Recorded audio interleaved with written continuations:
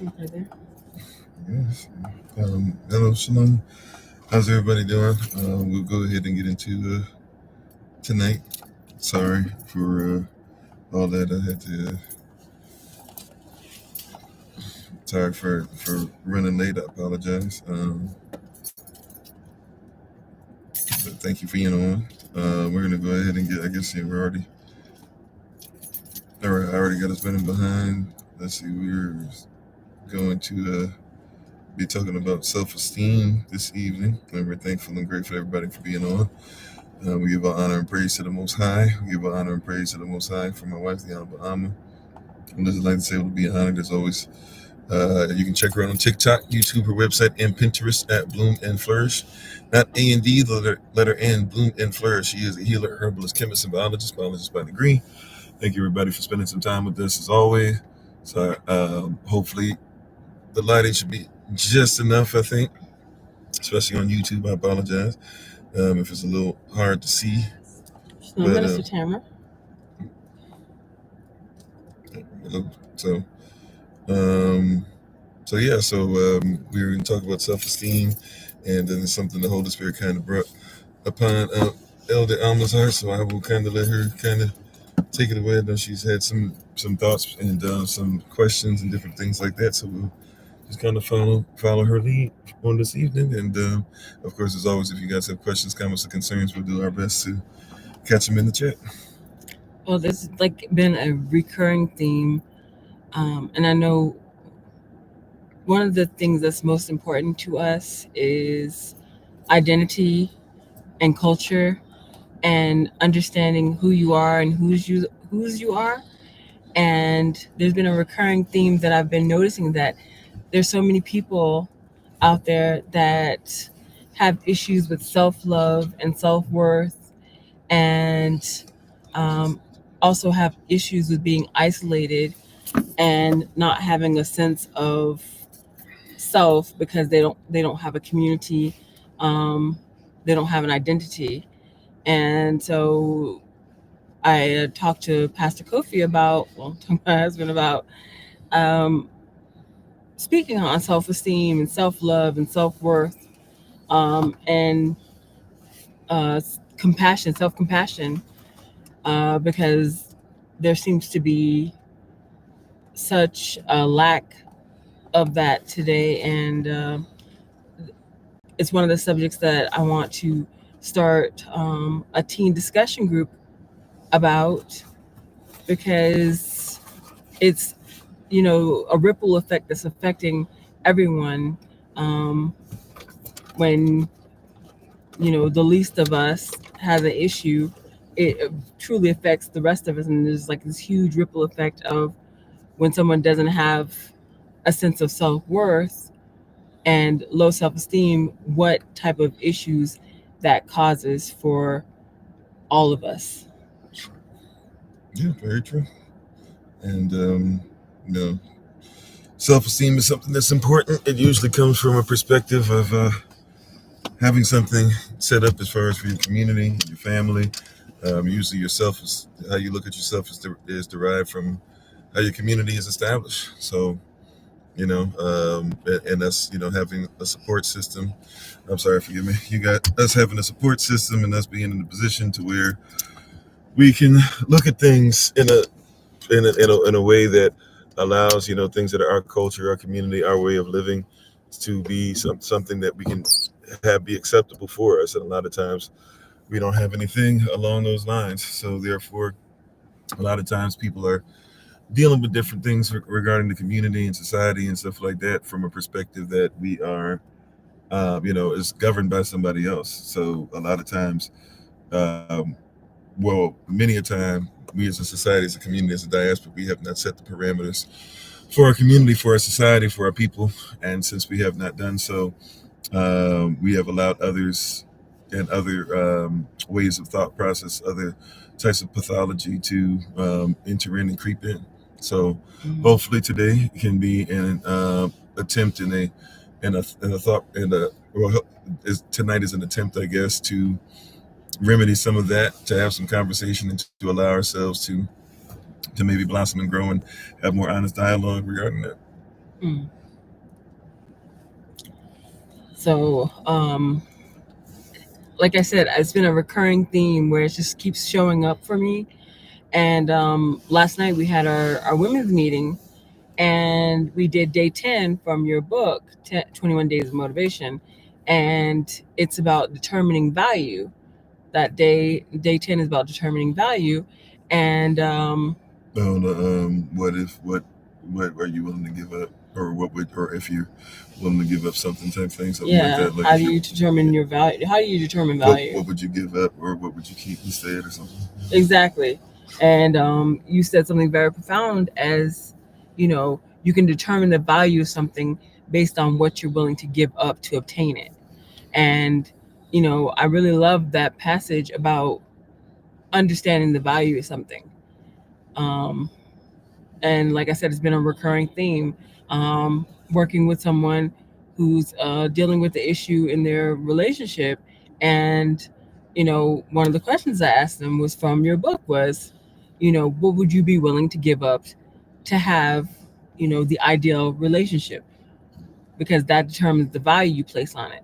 So, if you don't see enough value in it, what's the point of fighting for it?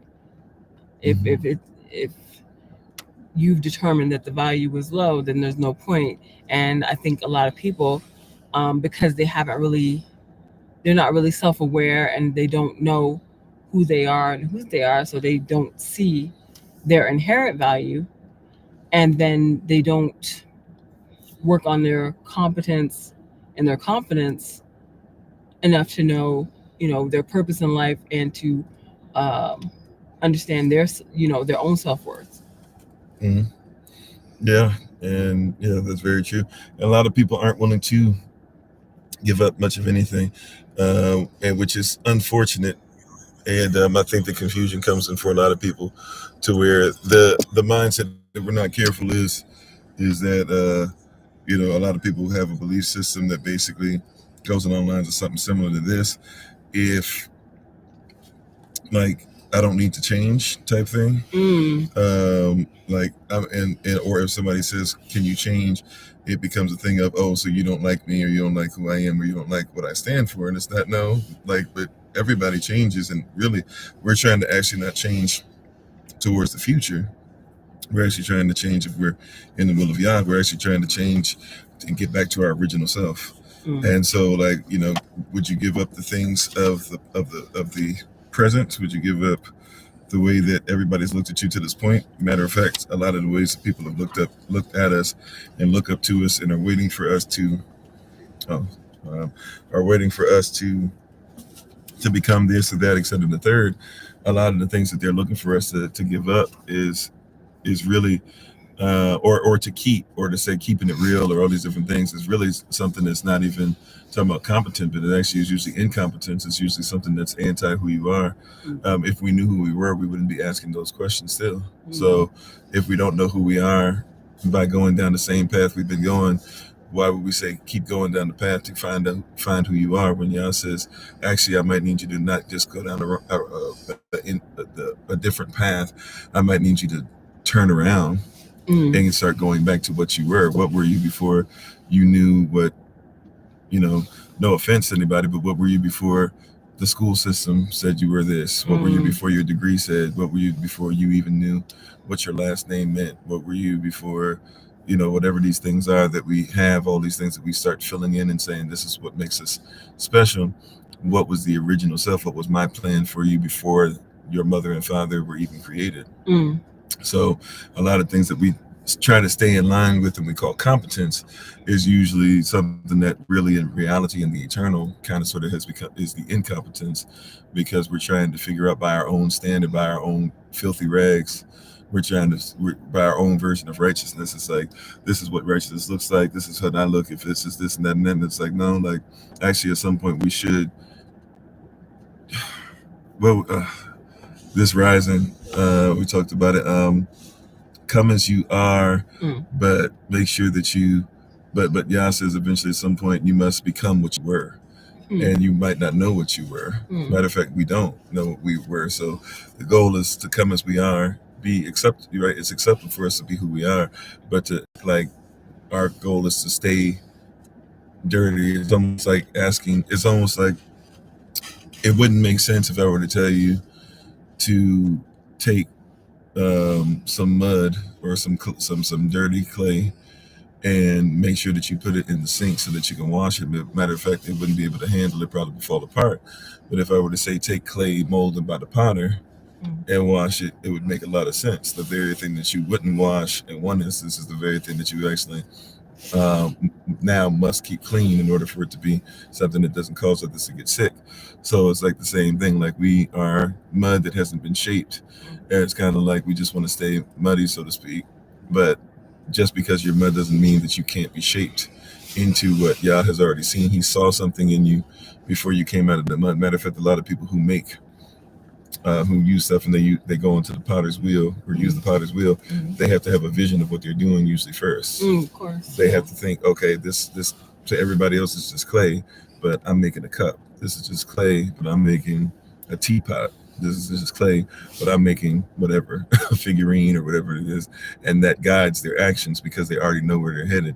So why would we not go to the person who already has a vision and let that vision be downloaded and then say, okay, when I go to the potter's wheel and I'm spinning through life, so to speak, I'm not just spinning for no reason. Now I'm actually spinning because I see this is why he's going to touch me here. This is why he's going to allow my family to do this. This is why he's going to allow my money to go funding whatever our situation is, and therefore we can actually now be competent and be confident versus a lot of times we can even be confident but incompetent, or we can feign confidence and really have none, and then therefore be incompetent. But if I know who I am and I'm focused on it, and I realize like some of those little things you were talking about out of the book, oh yeah, okay, like now I can see like I would give up this isn't that important to me.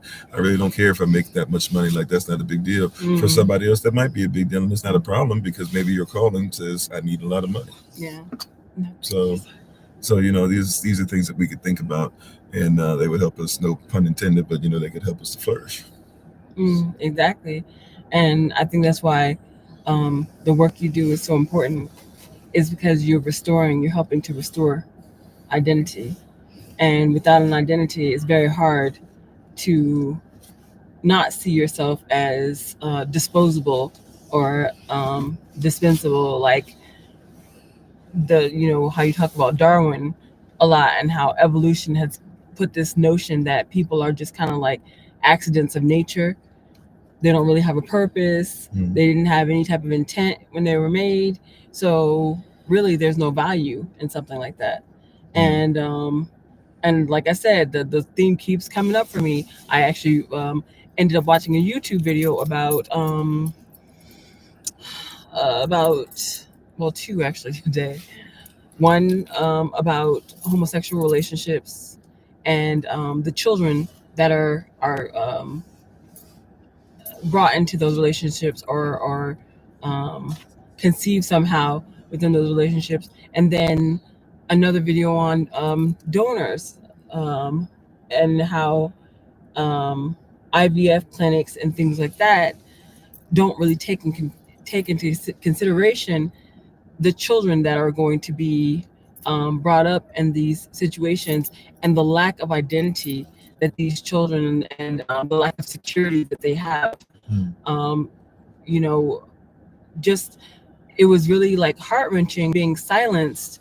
Like, you're not allowed to have emotions about not having an identity, because it's so applauded that you should just be happy that you're here, not that your birthright of knowing who your mother and father are or were has been taken away from you. You've been stripped of that knowledge, and it's like listening to the stories. It's kind of like listening to somebody being tortured on a daily basis, not knowing who they were or who they are, because they can't see themselves in maybe the parent that they have, and they can't see themselves in their family or the people around them, and so they keep wondering, who am I? And I think this whole notion of human life and human beings being kind of dispensable, because we can just create them in a lab or create or um,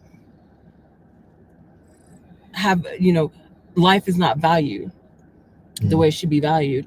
And, you know, the what is it, the seventh commandment says, you know, thou thou should be, thou should not commit adultery.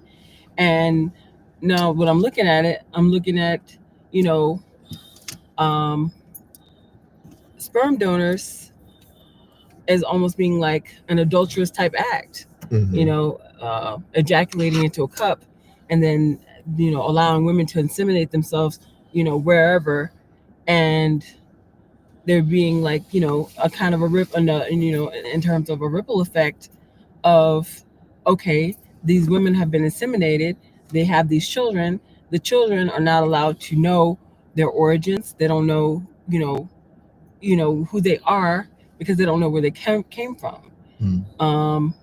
And they're wondering. And I think a lot of people, whether or not you were conceived, um, the natural way, or however, are walking around without an identity.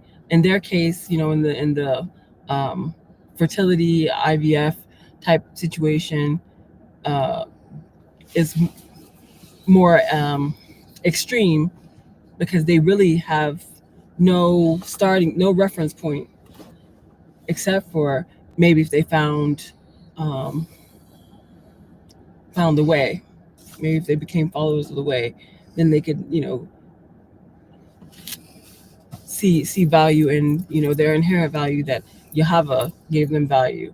But yeah, it's just kind of been a theme lately, and I'm trying to put it all together. It makes sense in my head, but I'm not sure if it makes sense when I'm speaking on it. No, it's making sense. Yeah, I mean, and that's a place of self-esteem. Matter of fact, I believe the statistic that you shared earlier was that they are the same child coming from the same situations, like about 4 times later, or 4 times more likely, or 4.5 times more likely to um, check out early, and it's depression.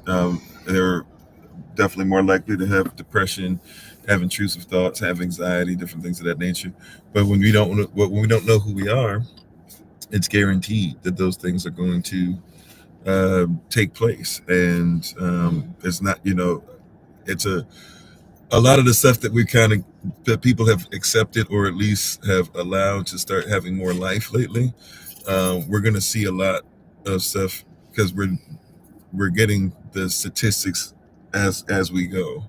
So Yeah. a lot of stuff that everybody said, there's no problem raising families like this, that, whatever. We're going to find out, and we're finding out, the same things that people used to say before it was 2 women, and a man, or two women and two men, or a man with multiple wives, or a woman with multiple husbands, or whatever the case might be. We're starting to see that the things that were always said was necessary are the things that are still necessary. Husband, be faithful to a wife be faithful to a husband, a father figure, bare minimum necessary, mother figure necessary. Same statistics that we had in the 80s and 90s, especially in the 90s. By then we knew pretty much solid. If you go and you look at people that are on death row, violence with the father not being there, father trying to do something to them and trying to take their life, father taking the mother's life, mother doing something to the father right in front of them. If you want to look at all of these serial killers that are out here and stuff, if you were to study them and research them, you'll discover that pretty much all of them got the same story regarding that, or sometimes even they were forced, therefore had no choice. They were forced to wear, like, even this is something that nobody ever talks about, but if you look at those serial people or persons, they a lot of times were forced to wear dresses. Oh, wow. And people don't like, that's a little, not because you can't talk about that, or else that would go against the whole agenda. Yeah, but like a lot of people don't even talk about that. But what does that do to your self-esteem when you never wanted to? Or there's a famous, I can't remember the family's name, but they actually were in Baltimore. At least they were visiting a doctor in Baltimore. I don't remember if they lived in Philly or lived in New York or something, but there was this doctor, and there's this infamous case, if you're into psychology, where there was a child, and there were 2 children, think they were twins. Yes. And when they were born, there was supposed to be a circumcision done, and the circumcision was just botched. It wasn't somebody did it on purpose or anything, supposedly. I hope they didn't do that on Because you purpose. know the leading what is it, the third leading cause of death is, I forget what the word they use, but basically in the United States of America is medical malpractice. But they don't Yes. call it that. They have another word for it, so they don't have to take they don't have to take accountability for it. But basically, so this boy had the circumcision botched, so he basically had nothing. And so since he had nothing, they basically they didn't know what they were going to do, how they're going to raise him. And then there was this doctor in Baltimore that was saying, oh yeah, it doesn't, he was the whole agenda as far as, sex or gender in and of itself is a social construct, etc. So so they they were like, oh cool, this is perfect, like we can just learn how to raise him as a her. And then they brought him down, and then when they would bring the twins together, the twins would go in the room with the doctor, and the doctor would teach them stuff or whatever, or help them do their stuff. And then they grew up, and then the boy, as they became men, they finally told the boys finally started saying he never felt comfortable with it. His twin brother actually ended up checking out early on his own first, and then later on, I don't know if it was 2-3 years later or 2-3 months later or something like that, but then the one who was treated like that, who never wanted to be one, checked out early on his own. And come to find out, the doctor was actually essaying them, not necessarily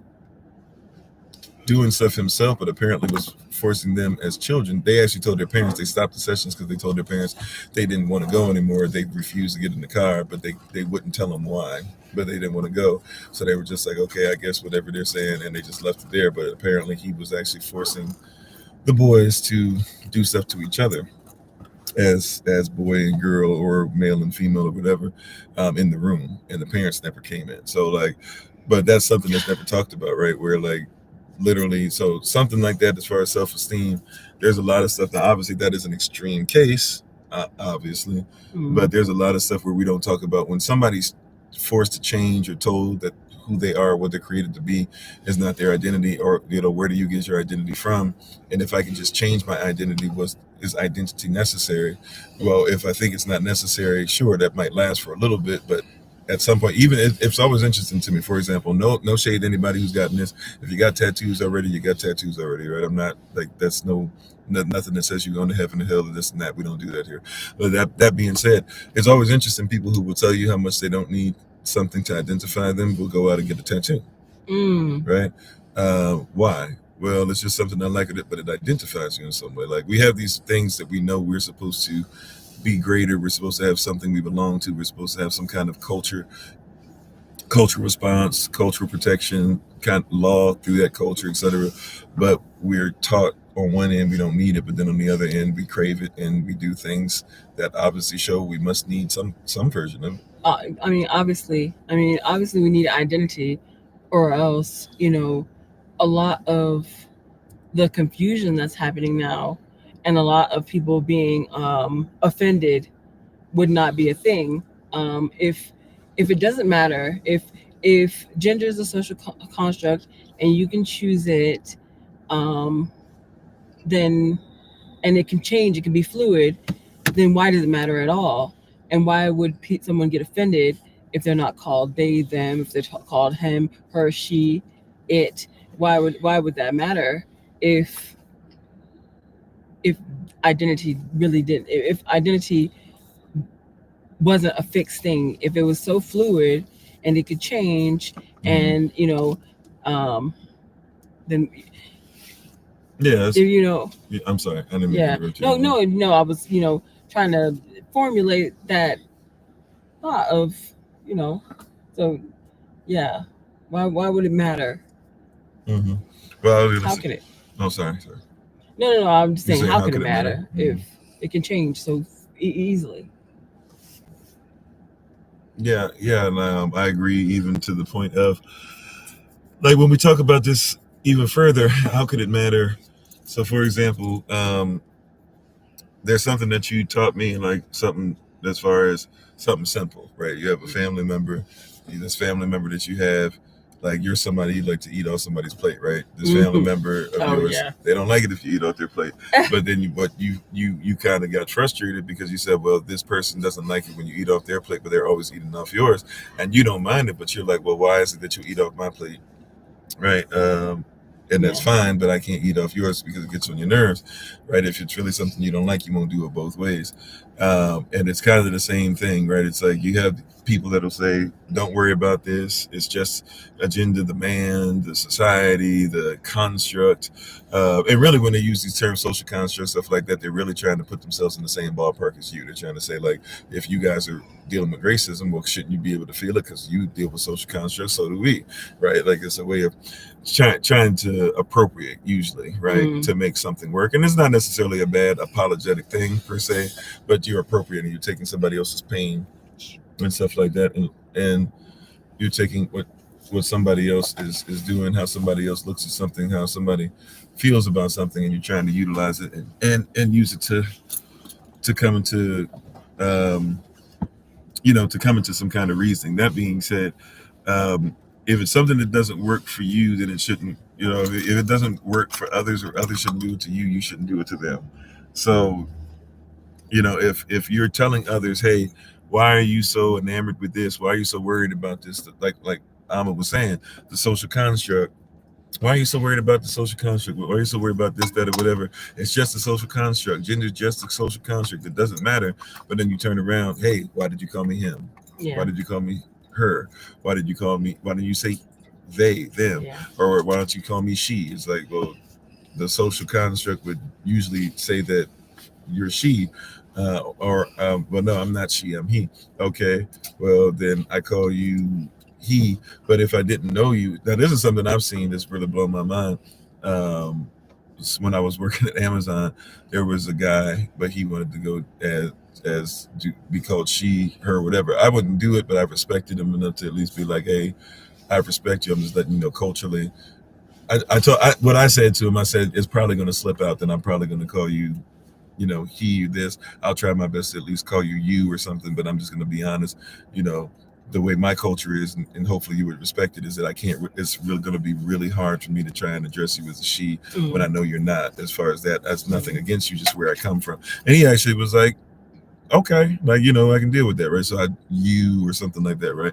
And even though somebody would say, well, you ain't got to do that, the devil is, but I was like, no, like I'm at Amazon, it's like I'm in the belly of the beast. All right, like we can come to some kind of something where I don't have to come outside my culture. But that being said, like, a lot, but even him, well, what it wanted to be, but I always said you, but even he was somebody to where I saw him at times where somebody would call him she, but they didn't know him, and he'd be like, well, what makes you think that I'm she? And it's like, I'd have to be like, bruh, I know, like, hold up, this person found out that that's what you want to be called, and who cares how? They're not assuming, obviously. So like they must have found out, and so people are trying, but some people are so entranced a lot of times in just the argument portion of it, or once again not wanting to like open up or change or something. That's like you want everybody else to change, everybody else to grow, everybody else to do this or whatever, and it's like time out. Like a part of you existing, once again, is going back to the origin, right? Like, yeah, they're looking for a fight. Like at some point, we got to go back to the origin of stuff.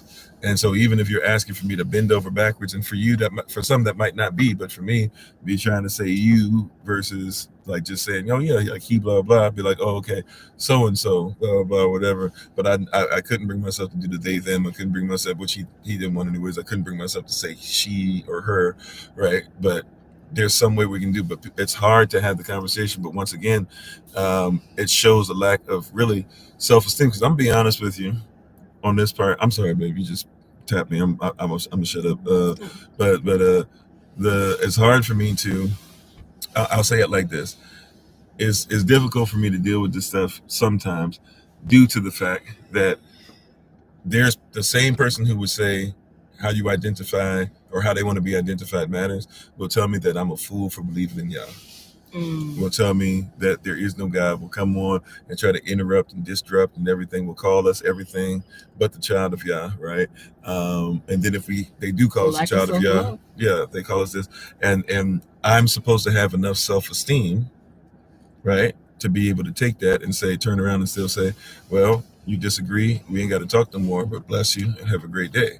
Even if my next thing is block, right? But before I do that, to treat you like a human being. However, on the reverse, it shows a lack of self-esteem to where somebody can't even say he without you losing your mind. It shows that you really don't have, like, all the stuff you're talking about with self-esteem. It shouldn't be that based on what everybody else thinks. And really, that's I think at the core of what you're really bringing to us tonight is my whole life to the point to where what everybody else thinks is going to guide what I think about myself, to the point to where, how many times, somebody might have a high pitched voice for a male, and what if somebody hears you and thinks that it's a she? Are you going to lose your mind and have to knock somebody out? What if you have a lower pitched voice as a woman, as a female, and then all of a sudden, somebody says something about you being a male, possibly something like that? Are you going to lose your mind, right? Like, what if somebody says something about just clothes that you're wearing? Are you going to lose your mind? Like, at some point, it shows the lack of self-esteem that one has and how we really must develop ourselves if it takes something that minute, to make you lose your mind. Well, the whole thing is that without identity, without identity, we can't have self-love, and without self-love, we can't love others properly either.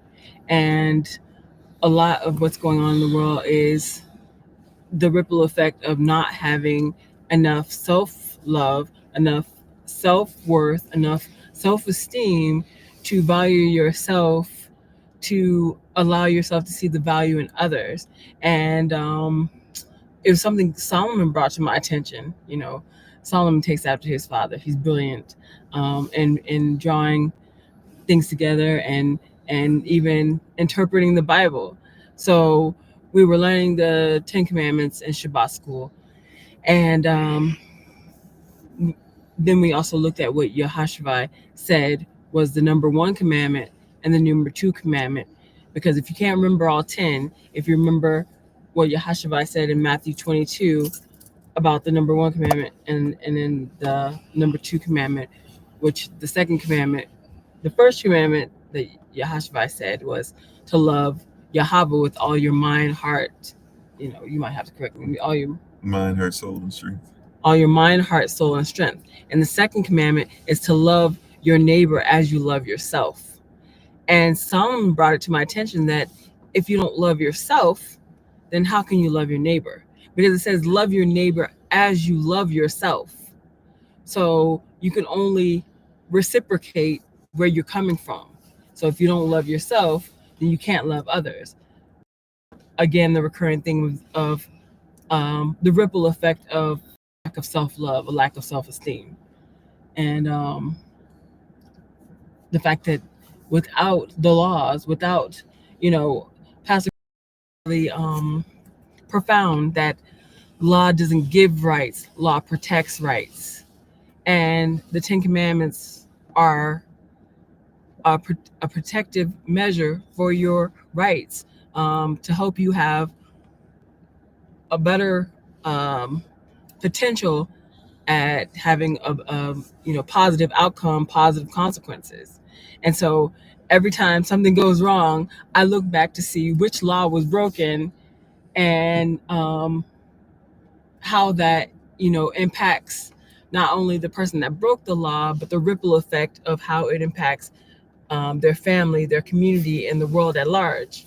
And I keep going back to the laws and seeing how, if people don't know the laws, then how could they realize that they're breaking them? If people don't recognize that there are laws, then there's like this whole just cycle of abuse, and abusers abuse victims that have received abuse, whether it be something very extreme, like SA, which seems to be like a huge issue with a lot that's happening right now. But whether it be, some other type of um, law that was broken, like adultery, and how that it just doesn't affect even it just doesn't affect the person that did it. The person that did it is going to go through it. So say a wife cheats on her husband, she's going to go through it. She's really going to have some serious issues. But then she doesn't realize how much that's going to impact her husband, or soon to be ex-husband, for the rest of his life. She doesn't might not realize how one bad decision of breaking the law, the seventh commandment of do not commit adultery, is going to impact her children for the rest of their lives and their family at large, because your sister, the aunt of your children are going to be impacted. Your mother, your father, you basically impact your whole family line by breaking these laws, and that's why the laws are so important. And also too, as you were talking about with the laws don't give rights, laws protect rights. Self-esteem is important, but self-esteem also, or self-love, it starts off with who is love. So so it starts off. Oh, okay. So it starts off with who is love. You know. So who is love, right? Elohim is love. Achava, achaba, right? So if Elohim is love, the Most High is love, if He is this action, if He's the action that we should see, if His word is who He is as well, then you're dealing with a really cool and interesting place in Revelation, if you want to call it that, right, or revealing, to where we get to a place where we recognize that if Yahweh is love, He is in fact um, the standard, right? And how He esteems Himself ultimately should be a reflection, or we should be reflections of how we esteem Him. So you even have to humble yourself, not with false humility, as far as people be saying all the time, I'm just nothing, I'm just a bag of sure, you can say I'm nothing without Him is different than I'm nothing, but people will just say, oh, I'm nothing, right? Right? My righteousness is as filthy rags. So that means what? Do His righteousness, so that you can still have righteousness inside of you. You're not nothing. You're not absolutely nothing. You're not, people say all the time, I'm just anything, you can call me anything except late for dinner. So we say these things as jokes, but these things resonate in our spirit, right? The first person to hear that is you, in your mind, in your heart, in your ear gates, right? In your, with your eardrum, etc. So we have to get to this place where we recognize that Yah has made us to be reflections of Him, including self-esteem. So why is it that Yah can esteem Himself? Well, because He follows His own law to the letter. Right. So if He follows His own law to the letter, if He is obedient to His word to the letter, then we should as well, because once again, it protects your right. It also protects your right. It protects your right to peace. Therefore, it protects your peace. It protects your right to exhort. So therefore, it protects your self-esteem, right? So the law is there. Also, the kingdom of heaven is in you, meaning that when you do these things, what's in yourself can be esteemed. So if I lift up the Most High, if I love Him on the level that He deserves, right? What you say? And when we walk in obedience, Yahweh blesses and lifts us up as we lift Him up. Yeah, right. So it's reciprocal. It's interdependent, right? So He will reciprocate what we reciprocate, and vice versa. So when I learn who He is, and I lift up who He is, and I am thankful to who He is, and I learn and I grow in who He is and what He has for me, then I begin to esteem. By esteeming Him, I am esteeming myself, right? By the way, is He not our Father? Or if you want to go to another spiritual context, right? Is He not our husband, right? If I'm the spiritual wife of the Most High. Oh, okay. Hey, babe, I see you. So if I am did you want to come on from where you were, I guess, and finish up with us? But if He is my spiritual, if He is if He's my spiritual husband, what I do honors Him. Oh, okay, no problem. I just wanted to make sure I just saw you on there. So if he is my spiritual husband, then what I do honors him, right? I want to hear him, and I want to obey him. Watch this. See, here's a word. Oh, see, you trying to get no, because I know he's in submission. He's submitted to his own mission. Remember, we talk about this all the time. It's not called submission. It's called submission. We're not submitted to him just because. We're not even submitted to him just because he's the creator. Even though for some that should be enough, right? But we're submitted unto him because his mission includes us. His laws protect us as well, right? Out of all these people who say bow down and worship, he's the only one that says, I want you to be a fellow heir. He says, whatever I have, I want you to have it too, right? Like as much as people will say, look at the green emerald book and all that stuff, and the scroll, right? The green tablets, the emerald tablets. When you look at them, once you finish reading it, you'll discover that Thoth does not want you to be a fellow heir. Right? He wants you to do what? He wants you to ultimately give him credit for everything, worship him, and give him pretty much all worship only, or most of it, depending on your context, right? You can look at whatever you want as far as Zeus, but Zeus created you only because he wanted worship and literally tricked Pandora into opening the box. And once the box was open, he put in all that despair and everything, but then in the end still left a little bit of hope because he wanted you to pray to him, right? You can look up Odin, who's supposed to be somebody, the All-Father, who's supposed to go ahead and look out for all these people, all the persons around the earth, and he's supposed to gain knowledge on behalf of them and this and that, whatever. But at the end of the day, he wants what? Your worship and your prayers so that you will serve him only, right? We serve the only spirit, right, that says that I want you to be on the same level as I am and be an heir to everything that I have, right? Everything that my son Yehoshua has, you should be a fellow heir to it, right? He is great. He is the sacrificial lamb, right? He is to be worshipped. At the end of the day, though, whatever he gets, you should be able to get. So think about that. By worshiping this person who says, I want you to go from being a stranger, a foreigner, to being grafted in, to becoming Israel, to becoming an indentured servant, right? To going from servant to friend, from going to friend to wife, so to speak, right? To going from wife, or not even just wife, going from friend to fellow heir, to going from fellow heir to wife. This is a whole different context, right? When we talk about self-esteem, this is a whole different way of looking at things and determining things and honoring the Most High. It's not for the faint of heart at times, because we serve an Elohim who is holding us accountable to really high levels, right? Those of us who are husbands and wives, according to Israelite standards, we recognize, we know that our standard of husband and wife is going to cause us to have to go to another level, for us to go higher, for us to go deeper. We know this for a fact, right? That it's going to register. And thank you, everybody, by the way, for being on Clapper, for being on TikTok, for being on YouTube. We appreciate you, right? But this is a whole nother level that we're going to be on, right?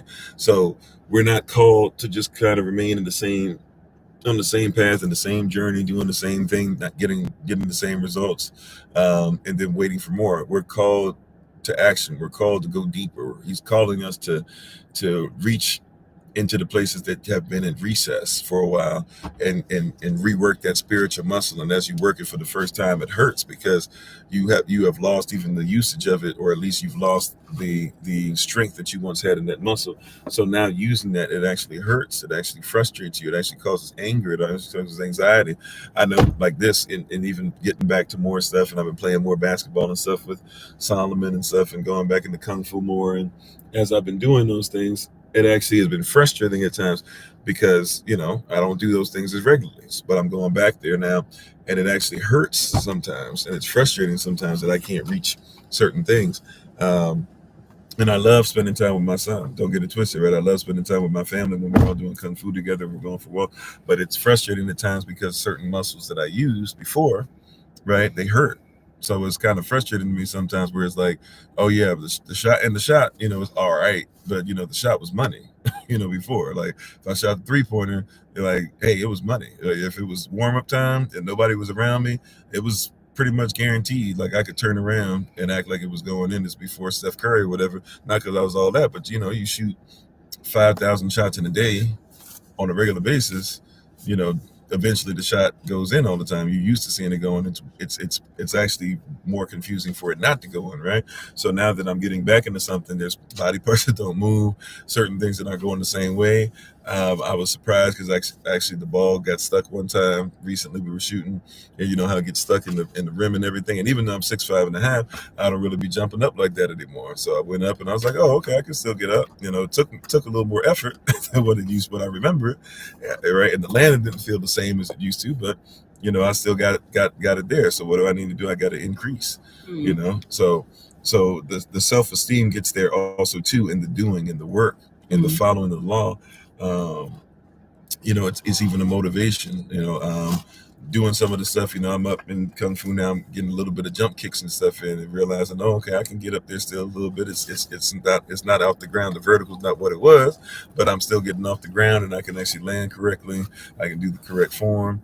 You know, I can still get those push-ups and sit-ups, and it's just been a minute, right? So I have to like revamp. You know, I remember, you know, and here's something else. You know, don't beat yourself up. Just work yourself out, so to speak, right?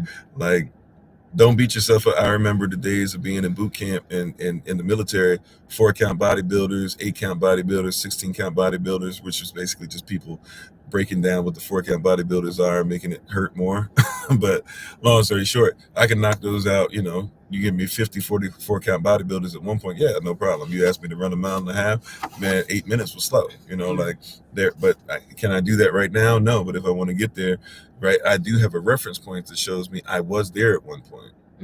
You know, like I was there. So it actually is possible, and I can see myself doing it. And matter of fact, even right now, I've even done it before. Like if I've had to run, sometimes I can remind myself, even if I feel like I can't make it as long as I used to, and we're running like, you know, for the beginning of the class.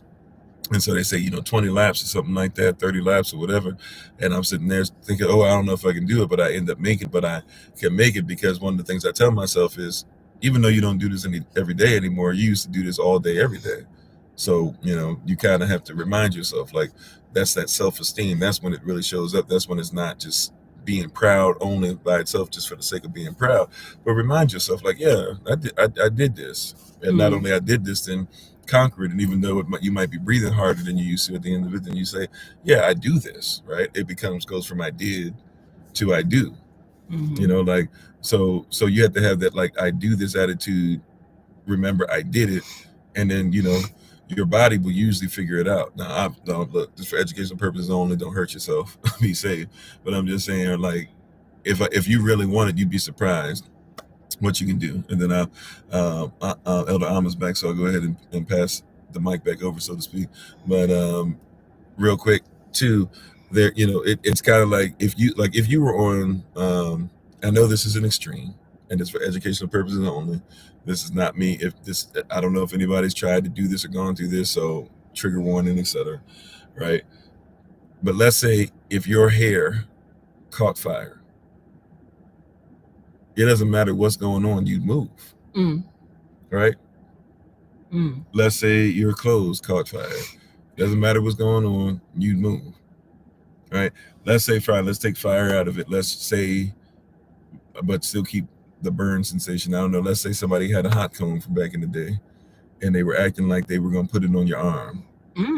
You would move, right? Yeah. You know what's going on. Matter of fact, if somebody tried to put it in your hair, that's some of us would still be moving, right? But you move because there's something in you that says, I don't want that, and I need to be somewhere greater, right? And even though we're talking about self-esteem, the two and what we're saying, they correlate very well, because if I recognize that where I am, and somebody says, well, yeah, you know, well, that's because you wouldn't want to get burned. Yeah, exactly. But why would you? So if you're getting burned to a place, or you're in a situation where you're not getting self-esteem together out of it, you're not getting anything that you esteem. And really, self-esteem for real starts like this. I'm in a situation, do I esteem it? Do I find value in it? If I don't esteem it, then I'll never get self-esteem out of this. Somebody else will get esteem out of this. Matter of fact, somebody else will get esteem out of you working for them.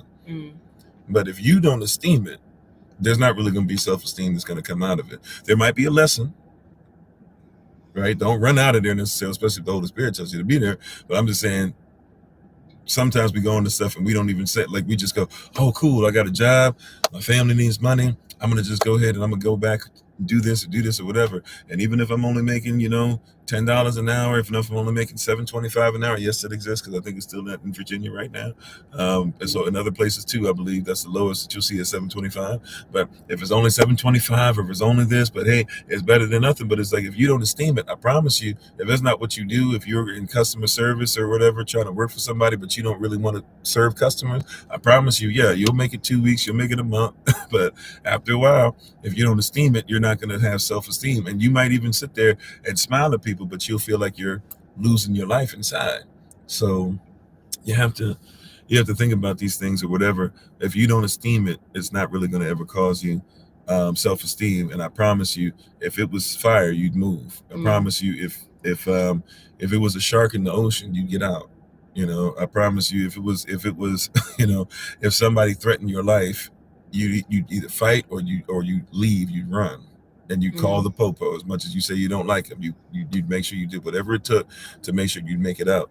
So we have to be in the same situation, of the same mind. Like, hey, it doesn't have to be feast or famine. It doesn't have to be I'm all into negativity only or whatever. You have a choice and you have faith. But first of all, let the Holy Spirit lead you. But also, right, if it's draining you of what little esteem you have for yourself, or what great esteem you have for yourself, if it's draining you, then you don't have to be in it. Just because people say what doesn't kill you make you stronger. Well, I mean, I think I talked about this before. You give me a little bit of poison, I might not know I'm poisoned, so I survived. Or maybe I know it is poison, I survived. It would still be stupid of me to take the poison again. Exactly. So, if it's something you don't esteem, I promise you, it will not cause you self-esteem. Yeah, exactly. This self-esteem, self-love, self-worth is like maybe a challenge or a burden that has been on my mind a lot, and working backwards, trying to figure out how we can ensure that, especially people in our community, because we don't realize how much, just like we were talking about in the women's meeting last night, we don't realize how much influence we have over the lives of others. And when we are working on ourselves and doing the work and doing what we need to do to love ourselves and have that that worth, that understanding, because we know that we are Yahweh's and we follow Yahweh's law, how much impact we have by following the law, by living righteously. So, thinking about how to spread that or emanate that, and help influence the world, because we're world changers. We are changing lives one mind at a time. All the members of SOC, when you go out and you live righteously, and people can see that example in you, they're being changed for the better. And you may not realize the amount of impact you're having on someone just by you living righteously. It may not seem like it, but people are looking to you. They are seeing your light, and just like we get picked on for our standards, whereas the world, they don't have to have a standard, they don't have to have an identity, and we're picked on for having standards and having an identity, because people see the power in you. So always remember that. And what we're doing as members of SOC, as family here, as creating that bond, that family, as establishing the 7 F's of faith, family, food, fortune, foundation, fasting, and facts. The things that we stand for are what's going to change this world for the better, because it's going to help us help others find the security they need to to identify with our standards and our cultural beliefs, and help them to find their own self-worth, because the law doesn't just work for us of SOC. The law and us, as Hebrews, anybody who takes this law, anybody will be changed for the better, and will change the world for the better. So the more we strive to do what we're supposed to do, live righteously, live by the law, the more we create an environment where others can also establish a sense of self-worth, self-love, identity, um, and things just get better. And I know I'm kind of repeating myself at this point, but um, that's where I see it. So, working backwards, how can we create a sense of security?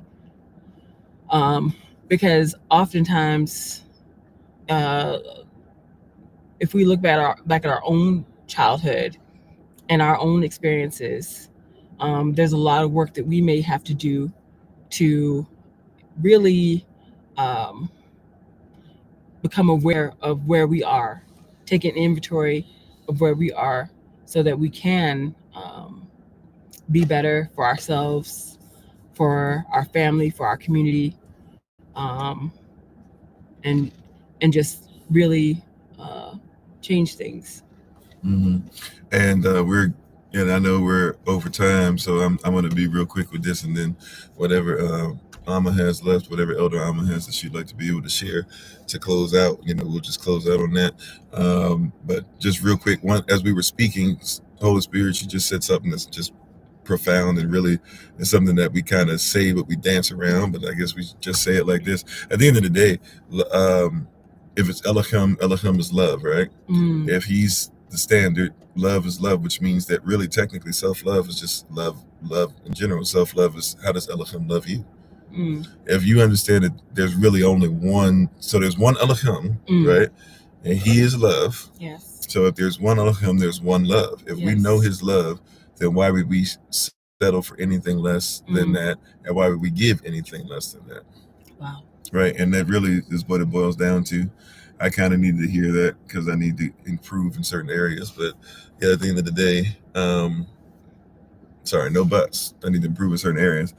Excuse me. Out of Akakodash and everybody.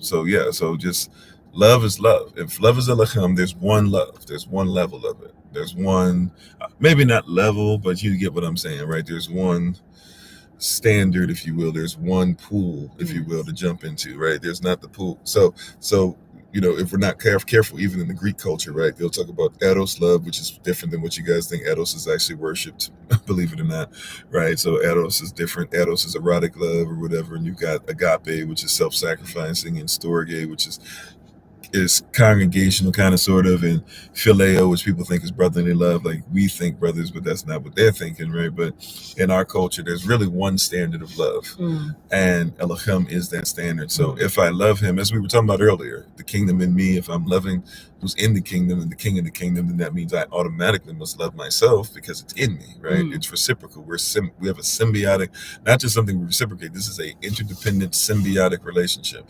And anybody who knows about a symbiote, right? A symbiote or something is any kind of relationship symbiotic, it means that they have to live inside each other. Even a parasite, even though that's not what we're trying to do, but even a parasitic relationship is really a symbiotic relationship. If a parasite's on you long enough, you actually start having issues surviving outside of the parasite, even if it gives you pain. And the parasite will have obviously an issue living without you, or at least living at the level that it wants to live. So I'm not saying we need to be parasitic per se, but I'm just saying we should think of ourselves as being that attached to the Most High and his love, and as husbands and wives, as children, as parents, as brothers and sisters, as a nation. That's the type of love. We should be a nation who's wrapped up in his love. We have a standard of love that should go beyond, and it should be for each other. For as much as people want to hear this, no, well, what about loving? Loving your enemy. That is, I said earlier. Thank you, Holy Spirit, for making sure you corrected me. That was what I said earlier. Oh yeah, no, not there's different levels of it, right? Like I can't love. I know people want to do this, right?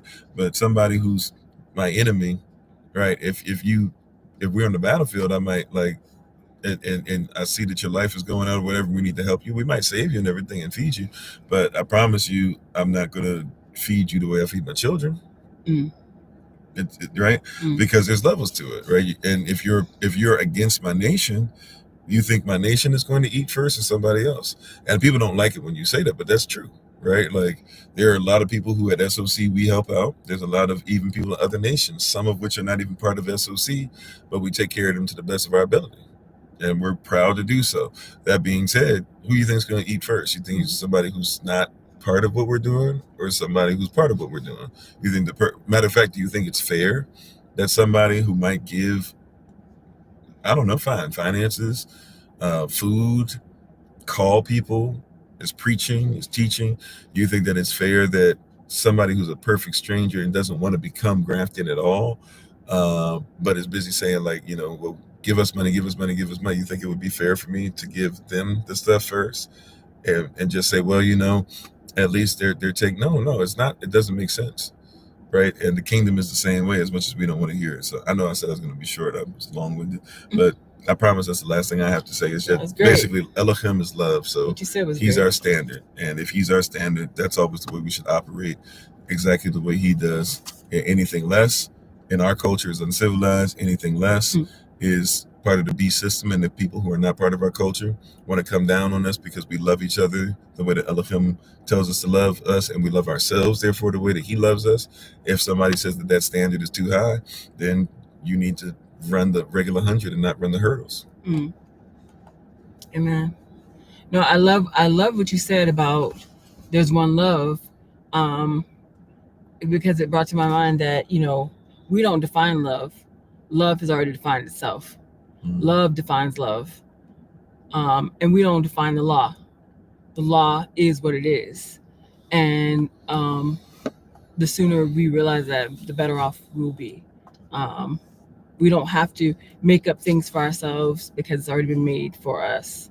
We don't have to define who we are because who we are has already been not predestined, but it's already been defined. We just have to realize how loved we are and start loving each other, start loving ourselves the way Yahweh does, and start loving others the way Yahweh does. So, do you have anything else that you'd like to say to close up? No, I'm just trying to wrap my heart and my mind around how to help, because there's so much suffering and pain in the world because of this lack of love. And I know it's like so cliche sounding, but and it definitely has to start with us. And it's not complicated. It's just getting this knowledge out there, getting the work that you do day in and day out is so important, because you are teaching people how to love. You're teaching people what we were told to do, and it helps, and it's going to allow us to love ourselves, and it's going to allow us to love others.